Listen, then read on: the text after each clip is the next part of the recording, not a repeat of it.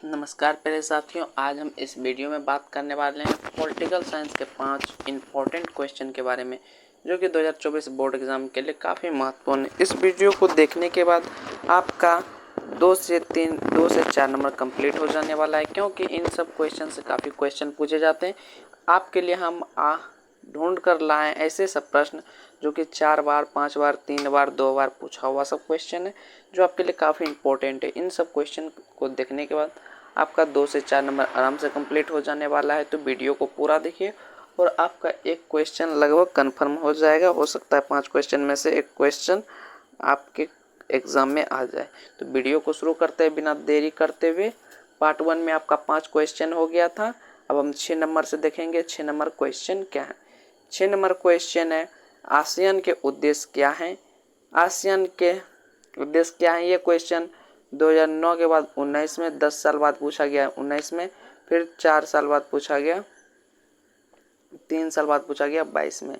तो ये क्वेश्चन 2009, 19, 22 में पूछा गया है कि आसियान के क्या उद्देश्य हैं। तो आसियान के निम्नलिखित उद्देश्य हैं।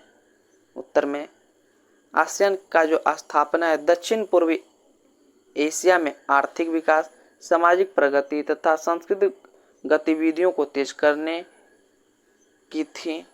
इसका जो मेन उद्देश्य था क्या था, दक्षिण पूर्व एशिया में आर्थिक, सामाजिक प्रगति तथा सांस्कृतिक गतिविधियों को तेज करने की थी। दूसरा में है, इसका घोषित उद्देश्य क्षेत्रीय शांति अस्थायित्व को सुनिश्चित करना था। इसका जो दूसरा उद्देश्य था क्षेत्रीय शांति और अस्थायित्व को सुनिश्चित करना था। तीसरा में यह सामाजिक, आर्थिक, सांस्कृतिक, वैज्ञानिक तथा प्रशासनिक क्षेत्रों में सहयोग को प्रोत्साहित करता है। ये भी हो गया तीसरा पॉइंट। यह जो है सामाजिक, आर्थिक, सांस्कृतिक, वैज्ञानिक तथा प्रशासनिक क्षेत्रों में सहयोग को प्रोत्साहित करता है। 7 नंबर क्वेश्चन देखते हैं। 7 नंबर क्वेश्चन है, इसका आंसर आपको समझ में आ गया होगा 6 का। देखते हैं अब 7 नंबर क्वेश्चन क्या है। 7 नंबर क्वेश्चन भी काफ़ी इंपॉर्टेंट है, बहुत दिन से नहीं पूछा गया ये क्वेश्चन। प्रथम 3 आम चुनावों में कांग्रेस के प्रभुत्व से आप क्या समझते हैं, ये क्वेश्चन हो गया। दूसरा क्वेश्चन है, भारतीय राजनीति में कांग्रेस के प्रभुत्व से आप क्या समझते हैं। ये क्वेश्चन 2 तरह के क्वेश्चन पूछे गए हैं। 2009 में पूछा गया था ये क्वेश्चन, प्रथम 3 आम चुनावों में कांग्रेस के प्रभुत्व से आप क्या समझते हैं। 2012 और 2017 में पूछा गया, भारतीय राजनीति में कांग्रेस के प्रभुत्व से आप क्या समझते हैं। तो ये क्वेश्चन आपको समझ में आ गया होगा। अब इसका आंसर देखते हैं क्या है। पहला पैराग्राफ में है, स्वतंत्र भारत के प्रथम आम चुनावों में भारतीय राष्ट्रीय कांग्रेस की जीत सुनिश्चित है। इसका क्या कारण था, भारतीय स्वाधीनता संग्राम में भारतीय राष्ट्रीय कांग्रेस की भूमिका काफी सराहनीय थी। परिणाम स्वरूप 1952 में 489 सीट और 364 सीटें कांग्रेस पार्टी ने जीती। 489 सीट टोटल था, उसमें से 364 सीट कांग्रेस जीता था।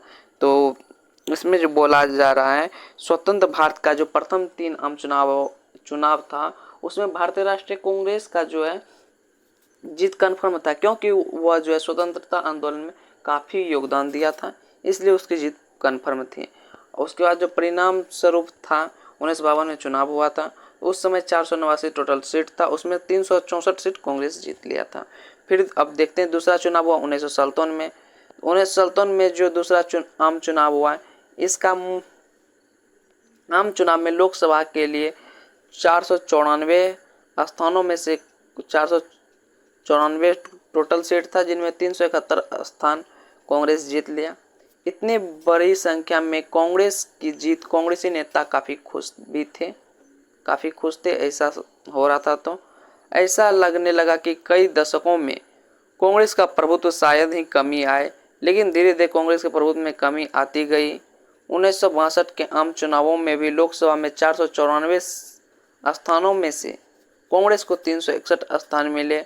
उल्लेखनीय है कि इन 3 चुनावों में कांग्रेस की पार्टी भारतीय राजनीति पर हावी रही। ये 3 चुनाव जो था, भारतीय राजनीति में कांग्रेस को काफी अच्छा योगदान मिला था इन तीन चुनाव में। तो हम अगला पैराग्राफ देखते हैं। अगला पैराग्राफ है, इन चुनावों में मिली जीत भारतीय राजनीति पर कांग्रेस का विरोध बखान करती है। आज भी कांग्रेस पार्टी कायम है, लेकिन आज कांग्रेस भारतीय राजनीति के निचले पायदान पर खड़ी हुई है। कांग्रेस के पास लोकसभा में प्रमुख विपक्षी दल पर्याप्त सांसद नहीं है। अभी का जो टाइम है कांग्रेस का स्थिति बहुत खराब है। उसका जो है कांग्रेस के पास लोकसभा में प्रमुख विपक्षी दल के पर्याप्त सांसद भी नहीं है। तो आप समझ सकते हैं अभी कांग्रेस का क्या स्थिति है और पहले क्या स्थिति था। तो ये भी आपको समझ में आ गया। अगर ये क्वेश्चन आपसे पूछा जाता है तो आप लिख सकते हैं, क्योंकि पॉलिटिकल में ऐसा सब प्रश्न है कि 10-10 साल पूछा गया है, तो उसके लिए आपको कोई टेंशन नहीं लेना है। सभी प्रश्न इस चैनल पर पावर ऑफ आर्ट्स पर कराया जाएगा।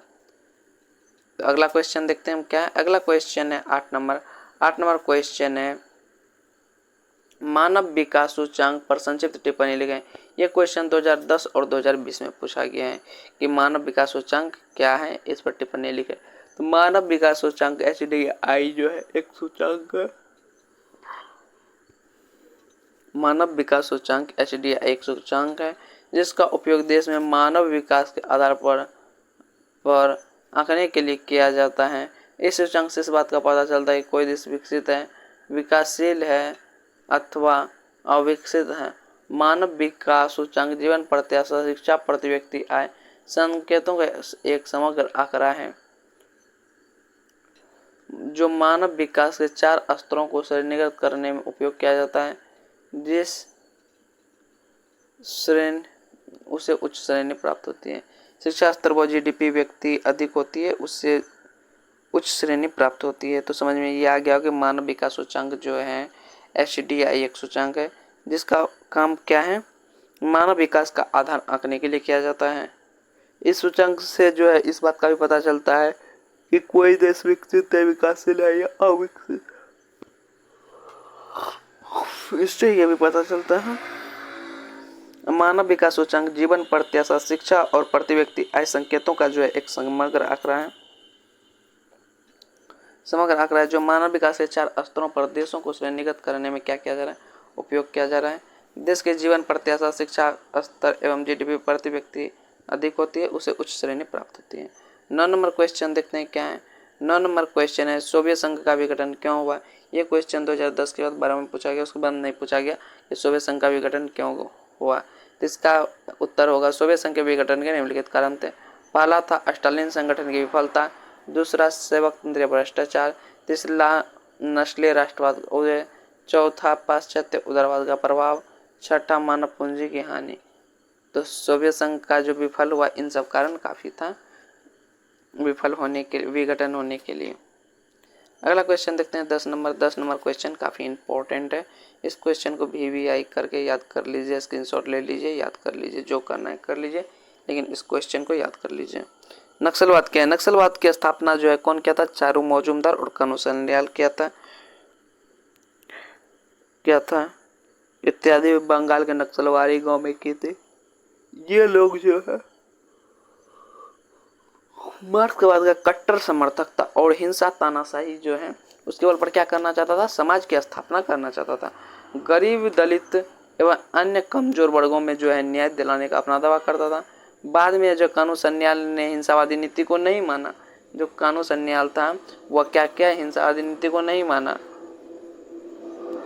नक्सलवाद जल्द आज अभी भी बंगाल, बिहार, छत्तीसगढ़ में किया जाता है। तो इस तरह हम इस वीडियो में ये 10 इंपॉर्टेंट क्वेश्चन देखें, जो कि आप 5 इंपॉर्टेंट क्वेश्चन देखें जो कि 2024 बोर्ड एग्जाम के लिए काफ़ी महत्वपूर्ण है। इससे पहले पार्ट 1 में 5 क्वेश्चन कराया गया था, ये पार्ट 2 है, इसमें भी 5 क्वेश्चन कराया गया। इसी तरह का हम शॉर्ट वीडियो आपके लिए लाते रहेंगे और आप आराम से देख के 2024 बोर्ड एग्जाम में अच्छा से अच्छा नंबर प्राप्त कर सकते हैं। तो मिलेंगे अगले वीडियो में इसी तरह important objective and subjective video के साथ। धन्यवाद प्यारे साथियों, धन्यवाद। मिलते हैं अगली वीडियो में।